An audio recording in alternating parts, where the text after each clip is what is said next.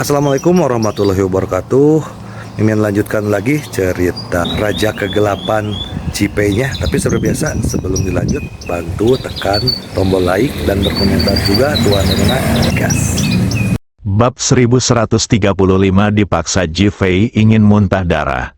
Saya hanya berpikir bahwa alasan mengapa saya tidak bisa membuat terobosan yang lebih besar adalah penyakit terminal Tianyang. Ini juga yang dikatakan Tamamo Mae dan Xiao Hongyan. Sekarang sudah baik-baik saja. Tepat saat ia memikirkan hal itu, penyakit terminal Seng Lingyun kambuh.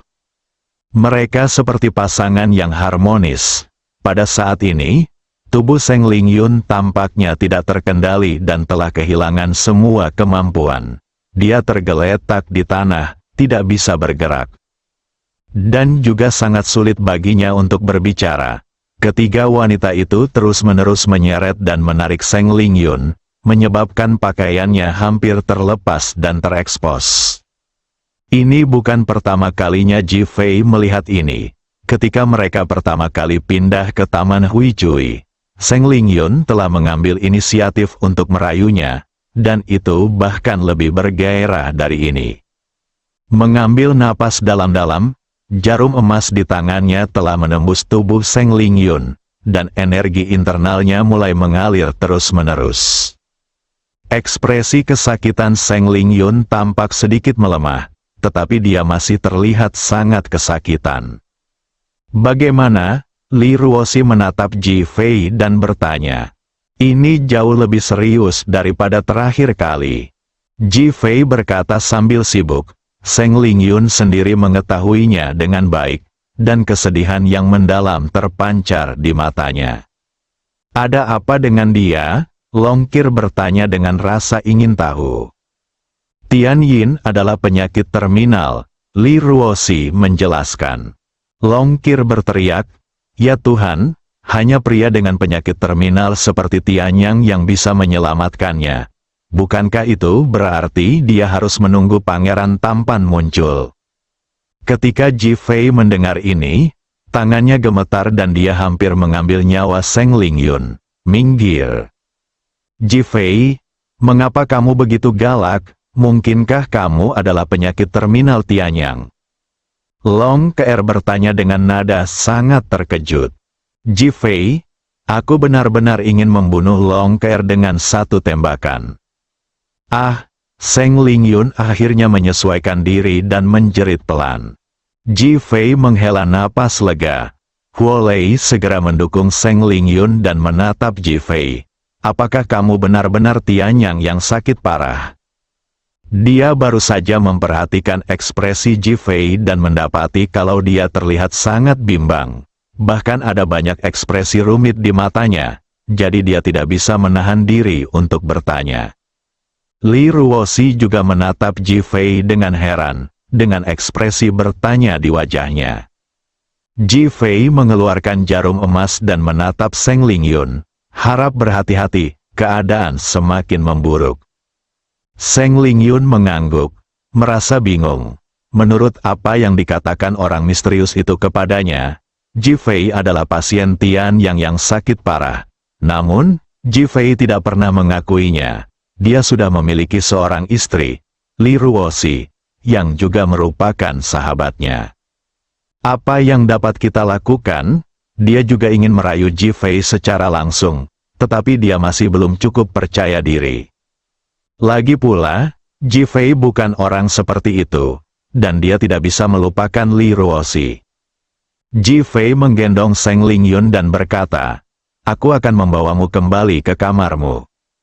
Tangan besar yang hangat itu menyentuh kulit Seng Lingyun, membuat seluruh tubuhnya gemetar tak terkendali, dan dia bahkan merasa gugup entah kenapa. Li Ruoxi dan Huo Lei mengikuti untuk membantu, dan mereka kembali ke kamar Seng Lingyun bersama. Melihat Seng Lingyun tidak mandi, dia akhirnya melemparkannya langsung ke dalam bak mandi dan menatap Longkir, bantu dia mandi.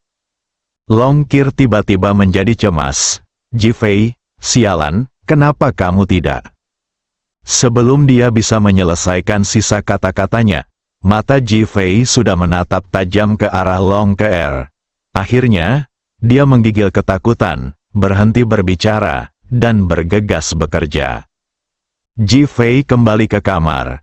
Li Ruoxi menyadari bahwa Ji Fei sedang dalam suasana hati yang buruk dan buru-buru mengikutinya kembali. Begitu memasuki kamar, Li Ruoxi tidak dapat menahan diri untuk tidak mengerutkan kening dan menatap Ji Fei. Apakah ada yang pernah ke kamar kita? Aroma kuat seorang wanita masih memenuhi seluruh ruangan. Ji Fei sedikit terdiam. Haruskah dia memberitahu istrinya bahwa dia telah ditundukkan oleh seorang wanita? Aku tidak tahu, aku baru saja tertidur dan naik ke atas saat mendengar dengkuran itu. Li Ruoxi mengangguk dan berjalan ke tempat tidur, ingin melepas pakaian renangnya. Dia langsung mencium bau wanita di selimut dan segera melihat ke arah Ji Fei. Sayang, pasti ada wanita di kamar kita, dan dia naik ke tempat tidur kita. Dia tidak memikirkan hal lain, yang pertama kali terlintas di pikirannya adalah musuh. Hati Ji Fei dipenuhi alpaka yang berlari kencang, dan dia sangat tertekan hingga ingin muntah darah. Ini sungguh memalukan.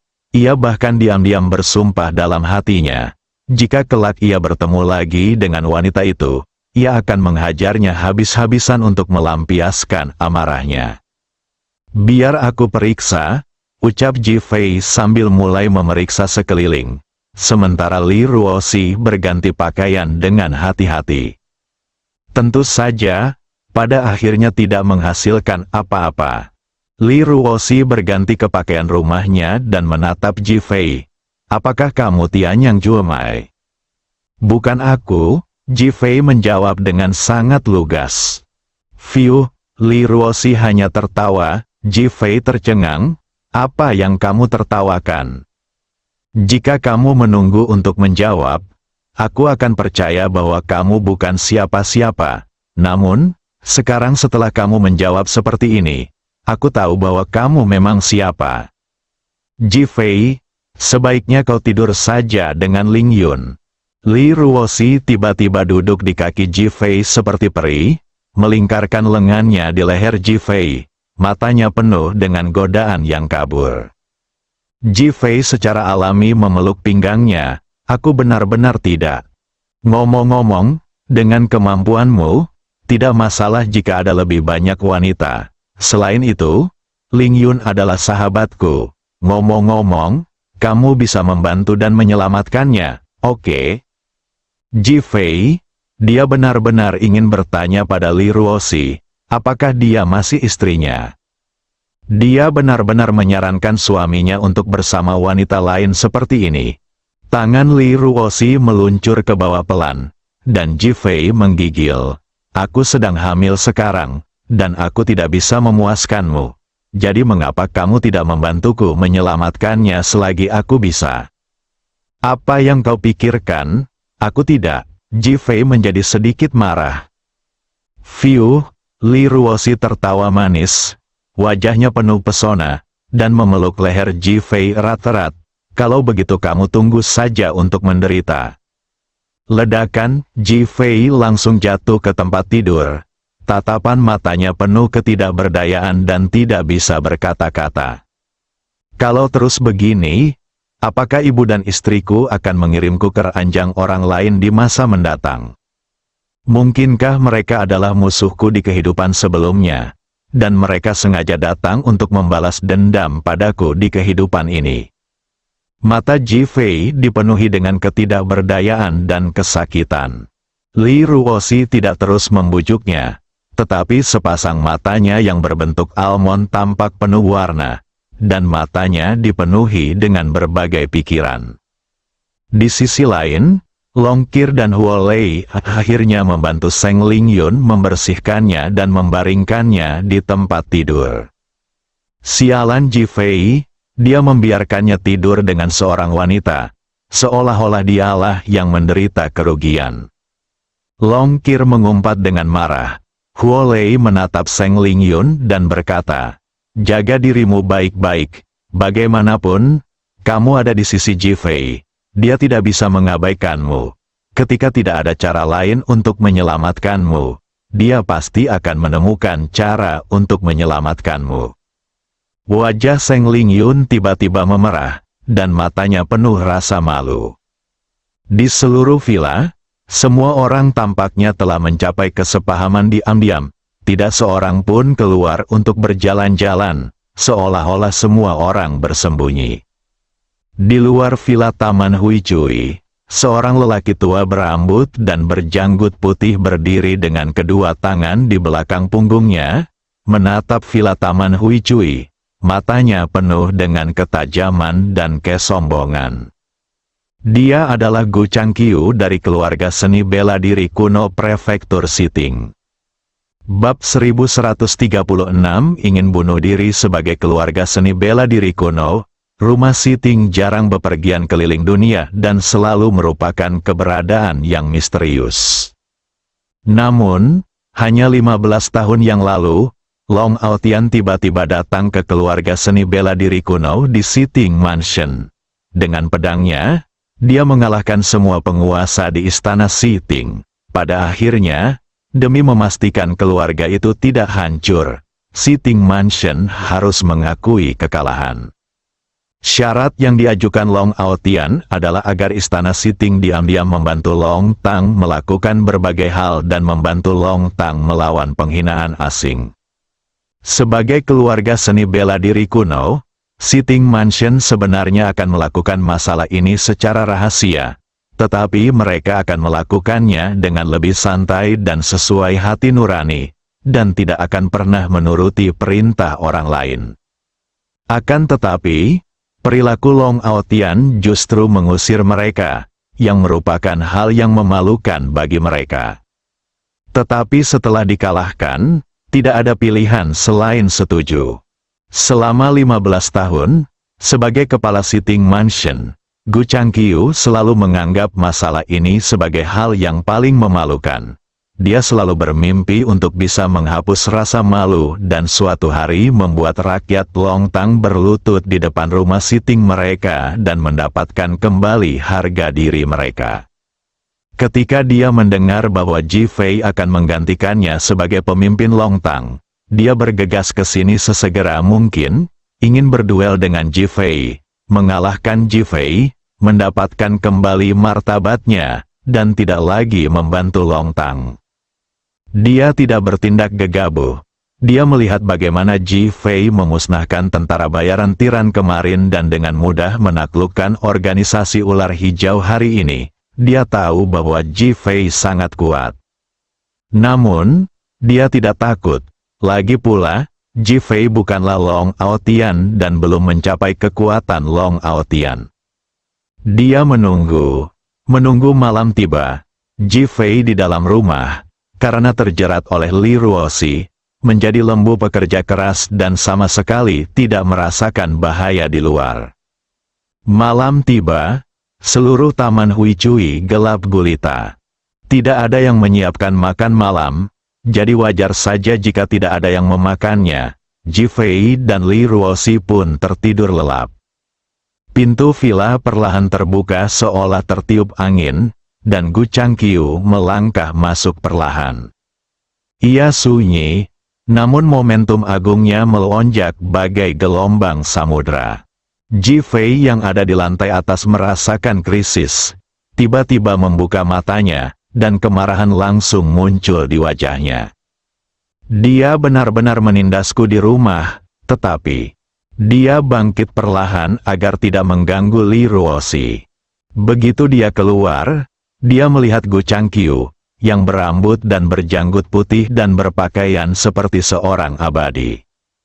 Dia berdiri dengan kedua tangan di belakang punggungnya, wajahnya penuh kebanggaan dan pandangan meremehkan. Hanya tatapan mata dari kedua belah pihak sudah cukup untuk menimbulkan percikan api, dan niat membunuh muncul di wajah mereka. Gu Changqiu tidak mengatakan apapun dan berbalik untuk pergi. Ji Fei melompat turun dari gedung dan hendak keluar ketika Seng Lingyun mengikutinya keluar rumah dan melihatnya. Jangan bicara, jangan membuat orang lain khawatir. Ji Fei memberikan beberapa instruksi dan berjalan keluar dengan cepat. Pikiran Seng Lingyun awalnya kacau, lalu dia merasa gugup dan buru-buru mengikutinya keluar. Meskipun dia tidak mengerti seni bela diri, dia tidak tahu mengapa tetapi dia sangat ingin mengikutinya. Ji Fei keluar dan melihat Gu Changqiu berdiri membelakanginya, mengenakan pakaian putih dan tampak bangga. Mendaftar, Ji Fei berkata langsung, Gu Changqiu dari rumah Siting. Saya belum pernah mendengarnya, apa yang Anda inginkan dari saya? Biarkan aku berkompetisi denganmu, alasan. Untuk membalas penghinaan Long Aotian terhadap istana Siting kita. Ketika Ji Fei mendengar bahwa itu ada hubungannya dengan Long Aotian, dia langsung mengangguk. Baiklah, tidak peduli apapun dendamnya. Selama itu ada hubungannya dengan Long Aotian, aku akan menerimanya. Mulut Gu Changqiu berkedut. Dia tidak menyangka Ji Fei begitu sombong. Apakah kamu yakin tidak akan menyesalinya? Apa yang perlu disesali? Jangan pedulikan hidup atau mati. Lawan saja jika tidak setuju. Ji Fei telah dibuat frustrasi selama 2 hari terakhir ini oleh saudara Long, wanita misterius, organisasi ular hitam, organisasi pedang patah, dan tentara bayaran tiran. Sekarang dia hanya ingin melampiaskan kekesalannya. Adapun Siting Mansion, dia belum pernah mendengarnya, apalagi membayangkan seperti apa bentuknya. Hahaha, kamu bahkan lebih sombong daripada Long Aotian saat itu. Aku muridnya, aku tidak boleh kehilangan muka padanya. Sekarang tidak ada yang perlu disembunyikan bagi Ji Fei. Oh, kau muridnya? Itu lebih baik. Gu Changqiu jelas tidak menduga akan ada hubungan seperti itu. Biarkan gadis kecil itu minggir, aku tidak ingin menyakitinya. Lingyun, kembalilah. Mendengar ini, Seng Lingyun menggelengkan kepalanya dan berkata, aku ingin melihatnya. Berdiri di depan pintu dan jangan bergerak. Setelah Ji Fei selesai berbicara, dia berjalan maju, memilih untuk menjauh dari villa. Gu Changqiu masih berdiri diam, ambil tindakan terlebih dahulu. Aku akan membiarkanmu mengambil langkah pertama. Ji Fei berkata dengan tenang. Biarkan aku yang memulai. Gu Changqiu jelas tidak menyangka Ji Fei berani berbicara begitu arogan, bahkan ada cibiran dan ejekan di matanya. Benar sekali, aku khawatir jika aku bertindak, kau tidak akan punya kesempatan. Ji Fei berkata sambil tersenyum. Arogan, begitu Gu Changqiu selesai berbicara, sesosok tubuh berwarna putih bergerak, seperti hantu tengah malam, ia muncul di depan Ji Fei dan menyerangnya dengan telapak tangan ringan. Ji Fei tidak melawan, melainkan minggir, patah. Terdengar suara keras pohon patah, dan sebatang pohon di kejauhan tumbang ke tanah seakan-akan kepalanya telah dipenggal. Seng Lingyun segera menutup mulutnya. Ekspresi terkejut terlihat di matanya. Dia tidak menyangka telapak tangan pihak lain bisa setajam itu. Ji Fei sama terkejutnya. Yang membuatnya terkejut bukanlah pohon itu yang patah, melainkan pohon itu benar-benar patah di dalam setelah patah di udara. Wah, tiba-tiba pohon-pohon itu mengeluarkan suara seperti ledakan, lalu beterbangan ke segala arah. Datang lagi, Ji Fei sangat terinspirasi oleh gerakan Gu Changqiu sehingga dia tidak bisa menahan diri untuk berteriak. Gu Changqiu juga sedikit terkejut, dia tidak menyangka Ji Fei bisa dengan mudah menghindari serangan seperti itu darinya. Tubuhnya bergerak lagi, bagaikan pedang putih, melesat ke arah Ji Fei. Cepat, dingin, dengan niat membunuh yang tak ada habisnya, bunga-bunga, tanaman, dan pohon-pohon di sekitarnya tampak membungkuk seolah-olah hendak tumbang untuk menghindarinya. Jangan merusak bunga dan pohon di vilaku, Ji Fei berteriak dan tiba-tiba bergerak maju. Aura yang kuat itu bagaikan telapak tangan yang terbuka, seolah hendak membungkus orang lain. Gu Changqiu merasa seolah-olah tubuhnya terperangkap dalam kekuatan magnet yang besar. Dia tidak dapat berjalan bebas, apalagi bergerak bebas. Kekuatan di telapak tangannya tidak bisa dilepaskan sama sekali, seolah-olah langsung dibekukan oleh es. Wajahnya penuh keterkejutan dan dia menatap Ji Fei dengan kaget. Wah! Telapak tangan Ji Fei yang terbuka telah mencengkeram leher Gu Changqiu. Gu Changqiu merasakan lehernya menegang dan ia kesulitan bernapas. Semua sarafnya seakan tertarik keluar. Dia menatap Ji Fei dengan mata penuh keterkejutan, kemarahan dan keengganan. Kamu kalah. Setelah Ji Fei selesai berbicara, dia melepaskan tangannya. Gu Changqiu tercengang. Mengapa kau tidak membunuhku? Tadi kamu meminta Seng Lingyun menghindar. Takut dia akan terluka secara tidak sengaja. Dan kamu menyelamatkan hidupmu. Gu Changqiu menatap Ji Fei. Matanya penuh dengan kerumitan tak terbatas. Tiba-tiba Gu Changqiu mengulurkan tangannya dan mencengkeram tenggorokannya. Dia ingin bunuh diri. Bersambung.